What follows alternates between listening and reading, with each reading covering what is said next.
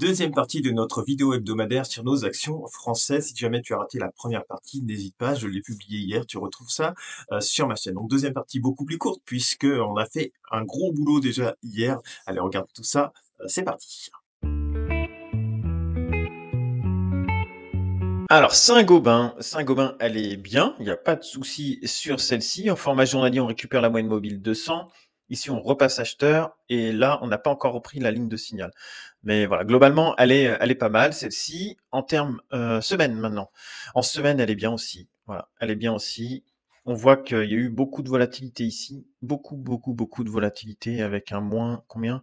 Moins 31%. Ouais, donc elle a pris un peu plus que les autres, mais par contre, elle est bien repartie également de 31%. Donc c'est plutôt pas mal et voilà, c'est plutôt réconfortant pour une action comme celle-ci. On a tout juste cassé la zone de neutralité, ça a été repris de suite là. On est toujours au-dessus de la ligne de signal, voilà, depuis novembre 2023, même avant, elle n'a pas cassé depuis janvier 2023. On est toujours dans cette belle tendance haussière. Donc voilà, moi je garde pour le moment mes actions Saint-Gobain. Sanofi, bien voilà, on est toujours dans ce range là entre les 85 et les 105 pour le moment. Il n'y a pas grand-chose à faire sur Sanofi. Voilà, sur du court terme, c'est vendeur sous la moyenne mobile 200, donc c'est vendeur à court terme. Donc, bah, je pense qu'il n'y a rien à faire sous les 85. Sartorius, ouais, c'est compliqué comme dossier. Ouais, c'est vendeur ici. Je pense que sur du format journalier, ça vaut pas trop le coup de regarder. Pour le moment, on est sur la ligne de signal. Ici, on reprend la zone de neutralité. On est sous la moyenne mobile 200. Ça tente de se reprendre. Voilà, mais je trouve que par rapport au rebond des autres actions, je sais pas, ça fait quand même 36%. L'idéal, c'est qu'on ait fait un double creux ici.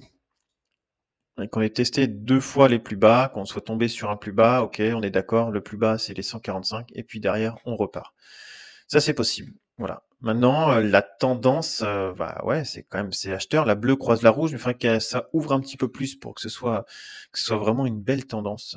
Et après, sur du format à long terme, bon, voilà, on a une belle zone d'achat ici sur les 150. Voilà, on le sait, ça a été testé en juin 2024, en juin, ouais, 2 fois, en mai, juin, juillet 2024, ça a été retesté en avril 2025. Donc on sait que potentiellement on a du monde sur cette zone-là. Donc ça vous donne les points d'achat ici.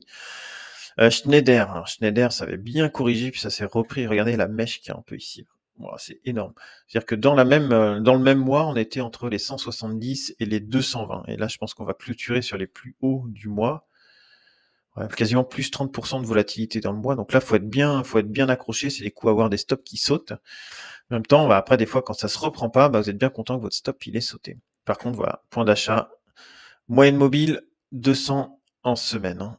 Moyenne mobile 200 semaines, moyenne mobile 200 semaines, hop, moyenne mobile 200 semaines. Voilà, ça c'était systématiquement des points d'achat depuis 2020, même avant 2018. Voilà, donc on sait que ça c'est des points d'achat sur Schneider Electric. Car après maintenant ce qu'elle va faire, là c'est vendeur. Ça commence à croiser. Bon, peut-être qu'elle va aller tirer un petit peu vers la droite là, et puis après elle prendra sa décision soit d'aller vers le bas, soit vers le haut, mais ouais, je pense pas qu'elle va repartir tout de suite à fond vers les 270. Hein. Peut-être que je me trompe, hein, mais ça me paraît un peu chaud. Quoi. Société Générale, bon, pareil que les autres bancaires, hein, ça s'est repris très fort. On est pas loin, vous voyez encore, de ces plus hauts ici récents sur les 44. Donc pour moi, il y a plus de chances qu'il y ait des prises de profit sur les 44 que ce que ça reparte. Voilà, donc au moins attendre un peu sur ces dossiers-là. Après, voilà, elle est en tendance haussière, donc vous avez quand même globalement plus de chances de faire du profit là-dessus que sur une tendance baissière. Hein. Mais ouais, attention, il y a quand même déjà un gros rebond. Hein. Stellantis, toujours rien à faire. Hein. En semaine, elle est toujours ses vendeurs. On va pas s'attarder dessus. ST Microelectronics, on est dans du rebond sur une tendance baissière hein, pour le moment. Il n'y a pas de signal. Il n'y a pas de signal non plus ici. C'est du rebond en tendance baissière. Donc attention à ne pas se faire piéger. Aussi belle soit la hausse, il ne faut pas se faire piéger. Et là, on a testé, vous voyez, la moyenne mobile 200. Une fois de plus, la moyenne mobile 200. Donc là, il faudra voir. Il y a quand même visiblement des acheteurs sur cette moyenne mobile 200. Ce qui serait bien, ce serait d'y retourner sur les 15,5, 16 là, et puis voir si vous voulez rentrer dessus, mais plutôt rentrer sur des points de panique que sur des points d'euphorie. Thales. Là, il y a de la prise de profit hein, sur ce mois-ci. En format semaine, surachat, donc il va sûrement y avoir une correction du surachat. Est-ce qu'elle a commencé probablement, ouais, probablement. Donc attention sur Thales, c'est plutôt un un point de sortie qu'un point d'entrée. Voilà. On n'a pas encore croisé ici. Si on croise, après qu'on va chercher les 170, c'est probable. Total Énergie, donc moi je reste acheteur jusqu'à 53 €. Donc j'ai commencé à me reconstruire une toute petite position sur Total Énergie. Voilà. Sous 53 €, je reste acheteur. Au-dessus, je n'achète plus. Bon, c'est toujours vendeur, hein. On est bien d'accord ici, hein, c'est sous la moyenne mobile 200. Ici, le RSI, il est sous la zone de neutralité. Et ici, on est sous la ligne de signal et en plus, on a une tendance à la baisse. Donc là, on a un rebond, mais un rebond dans une tendance baissière. C'est pour ça que je ne veux pas aller au-dessus des 53 €. Pas avoir un PRU qui explose. Mon prix de revient de mes actions moyen qui explose. Et puis, si on pouvait retourner dans cette zone-là, bah, voilà. Tant qu'on est en dessous des 53, j'achète. Voilà. Tout ce qui sera en dessous des 53, je vais acheter. Tout ce qui sera au-dessus, je ne prends pas. Toujours un retour possible, hein, sur les 45. Hein. Unibail Rodamco Westfield. Eh bien, celle-ci, ça a une tendance, elle essaye de se reprendre, c'est quand même bien mou. C'est quand même bien mou, c'est mou sur le RSI, sur la MACD, enfin sur la MACD, sur le RSI, c'est mou. Format mensuel, c'est pas très joli, pas très heureux. Format hebdo, ouais, on a repris ici, on a retapé la moyenne mobile 200. Ici, c'est plutôt orienté à la baisse, c'est pas très joli, c'est vendeur, donc quoi, attention sur Unibail Rodamco. Valeo, vendeur, hein, on va pas perdre de temps, il n'y a rien à faire dessus pour le moment.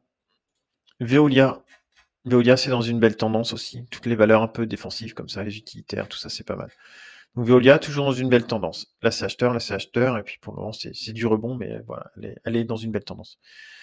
Et puis Vinci essaye de se faire la malle, vous voyez, au-dessus de ses anciens plus hauts, là, 120,93. Donc voilà, si ça franchit, tant mieux pour les actionnaires de chez Vinci. Mais voilà, dans une belle tendance. Hein. Là, c'est une belle tendance. Ça corrige la moyenne mobile 200 une fois, deux fois, trois fois testé, pouf, c'est reparti.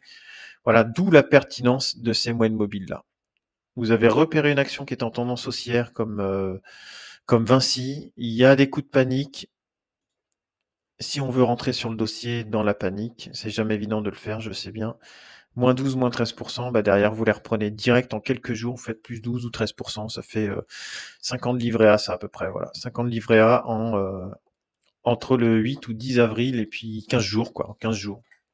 Voilà, donc des fois, ça vaut le coup d'avoir du punch, un peu de recul sur les marchés, sur la qualité des entreprises, et puis savoir que quand le marché met tout le monde à la poubelle, eh bien, des fois, ça vaut le coup de faire les poubelles, comme là. On met Vinci à la poubelle, ça y est, que ça reste quand même des très bons dossiers.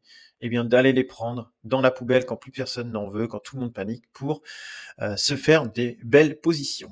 Et comme d'habitude, tu trouveras sur le côté 2 autres vidéos en lien avec l'investissement sur cette chaîne. N'hésite pas à y jeter un coup d'œil.